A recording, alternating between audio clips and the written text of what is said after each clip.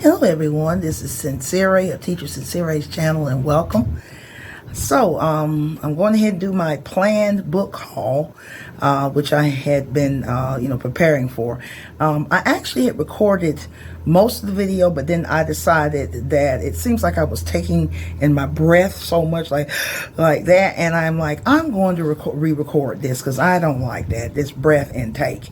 Now I don't try to shoot for perfect videos, particularly if I'm just filming and talking and things like this, but I go more for trying to be a little bit more perfect when I do these little presentations and little videos about historical things. But yeah, but I'm going to do a book haul.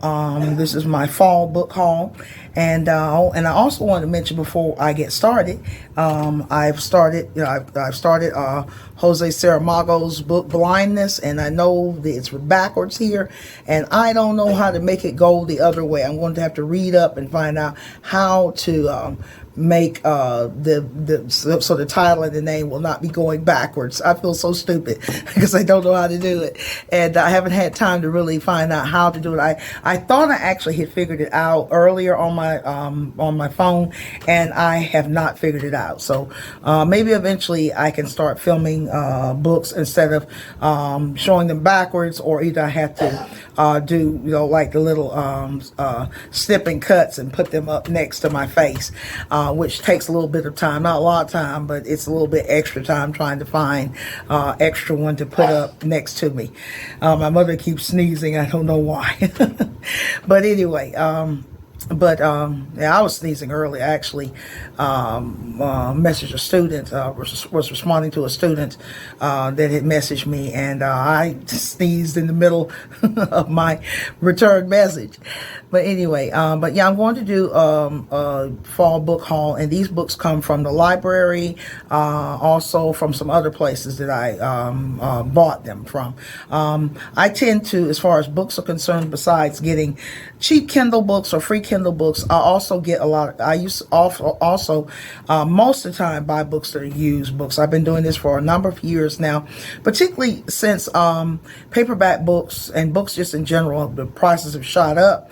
And so I tend to use booksellers. I used to use one called Alibris way back, and back in the day with Alibris, you could buy books for like 99 cents, $1.99. That's long over, because the used books now cost as much as new books. A lot of times more, just as much or almost as much as new books now, depending on the books and the sellers that's selling them. So after I stopped using Alibris, I started going to Amazon, getting used books on Amazon, and the prices sort of went up with them. And then I discovered Abe Books online. So most of the time now when I order used books, I get them from Abe. I've already got a couple of books on my radar that I want to get. There's one I discovered one by Radwa Asher, who was an Egyptian writer. I read her book Grenada a couple of years ago. I discovered one that I found, I forgot the name of it, but I found it fairly cheap on Abe Books. I think it was like $6 or $7. So I want to get that one. Now, that wasn't exactly the one that I wanted to get. She wrote sort of like an autobiography of the times when she studied here in the United States, and she actually majored in African American literature. She's an Egyptian writer, famous throughout the Middle East. So, but I haven't been able to get a cheap copy of it yet. Couldn't find a cheap used copy. So I'll either wait to see if the prices will go down, and then I will, if they don't, I'll end up and do like I did with Madame de Stael's Delphine. I waited like 3 years for Delphine, the price of Delphine, to go down. Madame de Stael was a famous, she was a classic French writer from the late 1700s, early 1800s, and she wrote, she was sort of like proto-feminist, I guess you could say. She also wrote philosophical essays, and also she wrote novels. And I read two of her novels, Corinne or Italy, and I've also read Delphine. I like Corinne better than Delphine. Delphine was okay, but Well, like I said, I waited like 3 years for it to come down. I end up still having to buy it for like $25. I'm like, if I don't go, I mean, it may never go down. I've been waiting this long, so I'm just going to go ahead and just order it. Yeah, I can be a real cheapskate, but that's okay. I like being a cheapskate, yeah. But anyway, I'm going to go ahead and start the book haul, and so I hope you enjoy it. Yeah, so next up, let's get started with my book haul. And the first book that I'm going to talk about in my book haul is The Ghost Runner by Parker Bilal. Parker Bilal is the pen name of Jamal Majoub. Jamal Majoub is a Sudanese British writer, and under his real name, he actually writes more literary type books. That I know at least one of them is actually a part or is in the African Writer series. But under Parker Bilal, he writes mysteries, the Makana mysteries, and this is book 3 of the Makana mysteries. I had already read the 2 previous books, The Golden Scales and Dog Star Rising, and this one is, I think, I'll give you a little bit background on Makana. Makana, the character Makana is actually a Sudanese police inspector. He's in exile from Sudan. He lost his wife and his young daughter in unrest there, and so he goes into exile. He's a political, basically he's in exile, or he's a political refugee, maybe a better way of saying it, in Cairo, Egypt. And so he lives on a houseboat, sort of rickety houseboat on the Nile. And so this one, I think, deals with an honor killing. The previous one that I read, Dog Star Rising, dealt with the Coptic Orthodox Christian community in Cairo, Egypt, murder there. But I've been reading the Makana mysteries now for even before the pandemic. So it's about time I finish up. I think there are about 6 books in the series, so I'm looking forward to this one very much. Hope to be reading it soon. The next book that I was really surprised to find, because of where I actually found it, was Death on the Nile by Agatha Christie. And I actually found this at Dollar Tree, of all places. Everything $1.29, except for some things that are $5. But all books there are $1.25. And so I actually found a classic, a mystery by a classic mystery writer in the midst of what they usually have are a lot of they actually have a few treasures. Okay, I actually found what's it called, Sky Atlas, a few years ago, and so I think it's always a good idea, if you have a Dollar Tree near you and if you're a book lover, to go into Dollar Tree and check out what they might have, because where I live, the one that's near my home, it's kind of messy. They have people sort of sling stuff around, but if you look through and you pick through, you might find something that's pretty good. I bought one book back a couple of years ago that was a steampunk, part of a steampunk series, and I still haven't read any steampunk books, but I'm curious about steampunk genre, so I need to get on that eventually. But yeah, I actually found Death on the Nile by Agatha Christie, and I also found this book, The Forgotten Daughter by Joanna Goodman. Now, Joanna Goodman is a Canadian writer. I had not heard of her before. I think the only Canadian writer that I've read anything by, and I may be wrong, is Margaret Atwood, her Handmaid's Tale and The Blind Assassin. But this looks pretty good. Now, this is actually book 2 in a 2-part series. The first book is called The Home of Unwanted Girls, and this one, The Forgotten Daughter. And this one actually deals with the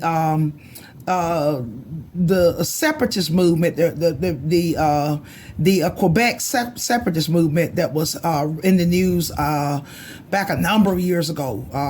And so let me see. I'm going to probably look a little bit in here what it says. It says 1993 French-Canadian factions renew Quebec's fight to gain independence, and wild, beautiful Veronique Fortin, daughter of a radical separatist convicted of kidnapping and murdering a prominent politician in 1970, has embraced her father's cause. So it's a surprise when she falls for James Penny I'm probably not saying it right because I don't know French, y'all. Okay. A journalist of French Canadian heritage who opposes Quebec separatism. Their love affair is as passionate as turbulent as they negotiate a constant struggle between love and morals. Okay, and the home for unwanted girls. I'm gonna read it, of course, before I read this one. I don't know if these books are standalone. I have no idea. They might be, but I'm thinking they may not be. But I did look on the library website for my state, and the book is available in the library system. So I'm looking forward to this because I've never read about the separatist movement that went on in Canada back a number of years ago. So I think this will be an interesting one, and also learn something about French modern history. Next up is The Count of Monte Cristo, a classic by Alexandre Dumas, the classic French writer of African ancestry. And I got this copy here at a used bookstore called Walter Books. It's sort of like a chain of bookstores. The majority of them are actually here in the South, and then I think there are a few in the Midwest, and also a couple of them over in, I think, Washington State, maybe Montana. But this is the Wordsworth Classics edition of it. And actually what I did, I got this on the spur of the moment. I got really inspired to buy it because I had a Brazilian student. I haven't seen her now since earlier this year, but she was a Black Brazilian woman, and she was a bibliophile like me. But she liked more dystopian science fiction and fantasy more than I do. But I will read. I haven't really read much fantasy, but I have read some sci-fi, and actually Blindness, what I'm currently reading, is also kind of under dystopia. But anyway, but actually what I wanted was actually Penguin Classics. Wordsworth I was not familiar with. It actually is published in English Publishing House, but the print is too light and too small. I mean, it's a little bit intolerable. So I'm thinking what I may do is I may actually let this one go, donate it, and get a Penguin, try to find a Penguin used copy. But, I lost train of thought. But back to the woman, the Brazilian woman I was telling you about. She actually, she wasn't so much into classics, but she actually loved this one. And she was saying, you've got to read it. And another thing I thought that was really interesting, she gave a great idea for people that are learning a language if they can afford it. What she actually does is she will buy a copy of the book in Portuguese, and then if she can get an English translation, she will get the English translation and read them both. Okay, so that way that helps to move her English along to becoming more proficient. And so, this copy, I don't know. I think it might be a little bit too much eye strain. It's so small. I think what I'm going to do is probably eventually, what I'll probably do is just donate this one maybe to the library or one of the used book drop-offs, and get another copy. But yeah, this is Dumas' classic novel of revenge, The Count of Monte Cristo. Last but not least is a book by a Mexican writer called Tear This Heart Out by Angeles. It may be, the G may be H, because I think, in Spanish, the word angel is Angel. The G is H, so it might be Angeles Masreta. And I found out about this author. She's Mexican. I knew nothing about her, but I found out about this book through the website bookriot.com. Back in August, they ran an article. I think it was the 13 must-read books set in Mexico, and this was one of them. Now, some of the books were not actually written by Mexican writers, and others were. But I saw this one. The premise of it seemed very interesting, and It is actually the story. I'll read a little bit on the back. The international sensation "Tear This Heart Out" is a tale of love set in the tumultuous years following the Mexican Revolution, as seen through the eyes of the irresistible Catalina Guzman, a guileless adolescent who was taken from her poor parents to marry a retired general almost 20 years her senior. Catalina has heard rumors that Andres Asensio, not Arsenio Hall, but Asensio is a philanderer and a madman, but she falls madly in love with him, listening to his instructions like they came from God. Wow. It is not until they are married that Catalina discovers the extent of his ruthlessness and infidelity. As he struggles for political control, she begins a fight for independence, a journey toward liberation that will transform her from child to woman. So this one sounded really interesting. They say it's an international sensation. I see here from Vogue Spain, Miss Retta's novels are a kind of alchemy. Well, we'll see. We'll see about that. But anyway, and I see that the woman who translated her work, Margaret Sayers Pedin, she's translated works by Isabel Allende, the great Chilean American writer, Laura Esquivel. Did she write From Water to Chocolate or something? I'm not sure. I had to look it up. Octavio Paz, I think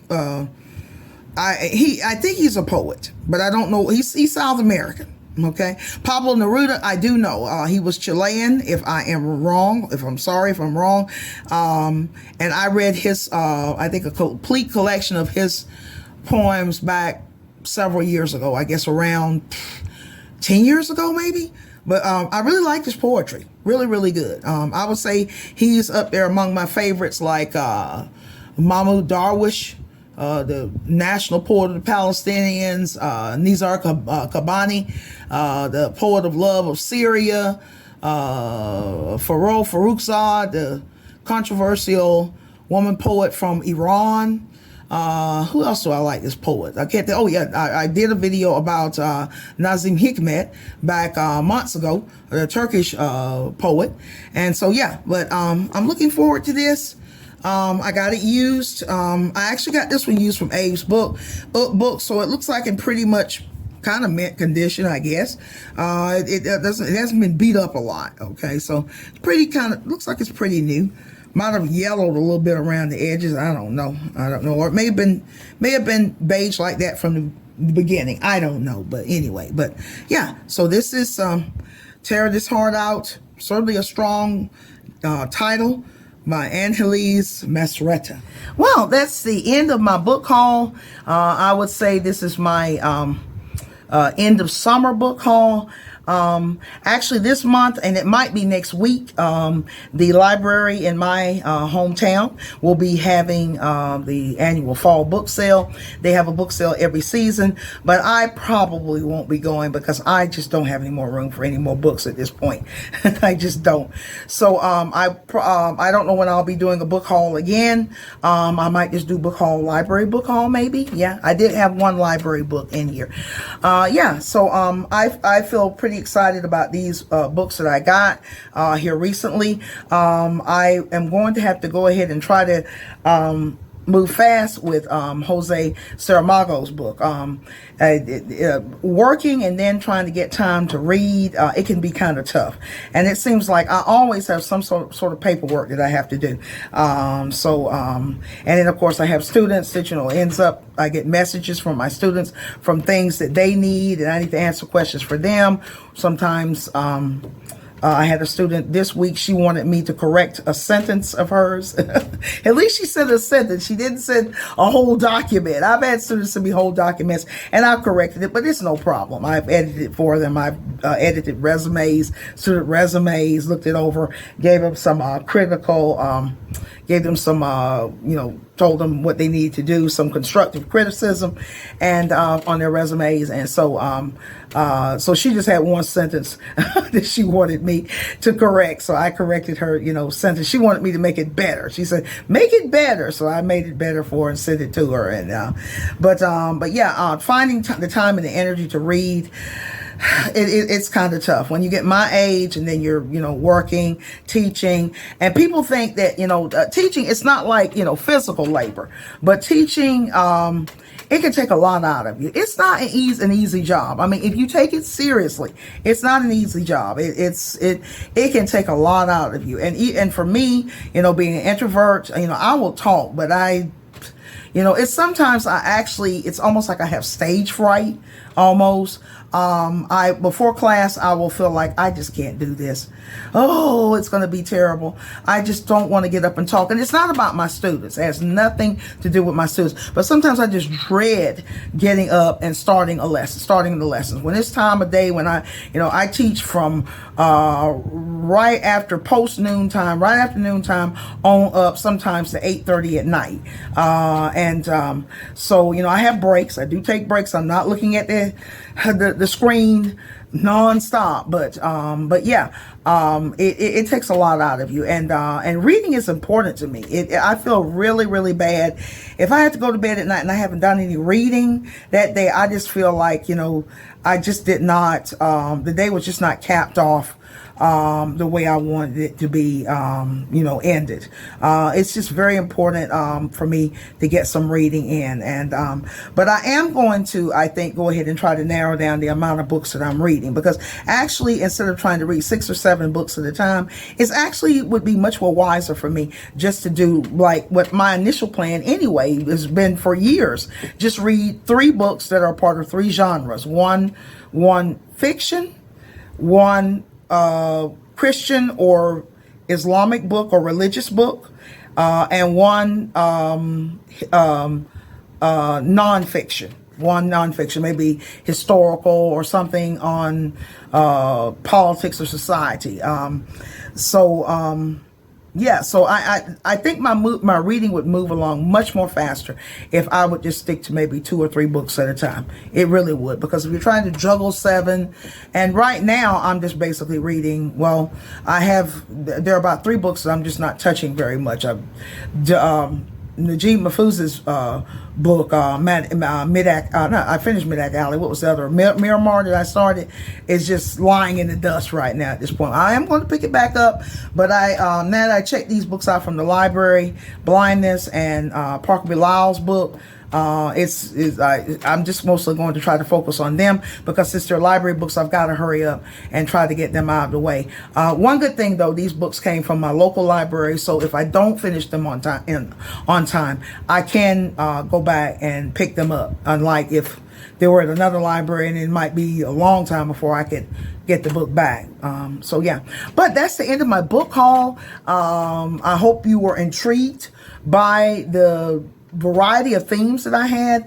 I like variety. I don't like same old, repeat, and everything. And I'm open to reading different types of genres, sociology, and there's one book I had on my that I've had on my to read list for a long time, Anti-Intellectualism in America, which was written back in, I think, in the 1960s. So, and then there's like The Madness of Crowds. I think the author is Gustave Le Bon or somebody, things like that. So I really want to start branching more into reading not just history, but also books that are dealing more with sort of societal issues, current issues, more sociology. But I still want to have my fiction, my classics, and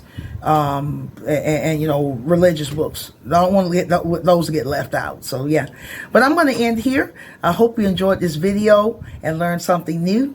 So this is Sincere. Until next time.